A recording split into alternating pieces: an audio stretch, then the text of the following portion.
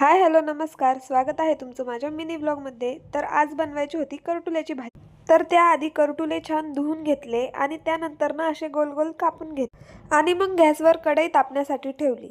कढई तापल्यावर त्यामध्ये 2 चमचे तेल टाकून घेतले आणि मग त्यामध्ये जिरे टाकले आणि ते तडतडले की त्यामध्ये लसूण टाकून घेतला।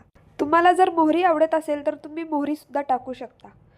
त्यानंतर ना थोडीशी हळद टाकून तीही थोडीशी फ्राय करून घेतली आणि मग कट केलेले करटुले टाकून घेतले आणि मग थोडेसे फ्राय करून घेतले आणि नंतर ना त्यात 1 चमचा मीठ टाकून घेतला। मी ही भाजी एकदम साध्या पद्धतीने केलेली आहे। तुम्हीही अशी साध्या पद्धतीने भाजी करून बघा, खूप छान होईल।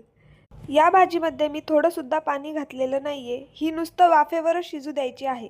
आणि मग त्यामध्ये आपले घरगुती मसाले टाकलेले आहेत, मिरची पावडर, कांदा मसाला आणि धने पावडर। हळद तर आपण आधीच टाकलेली होती आणि मीठही आपण आधीच टाकलेलं होतं।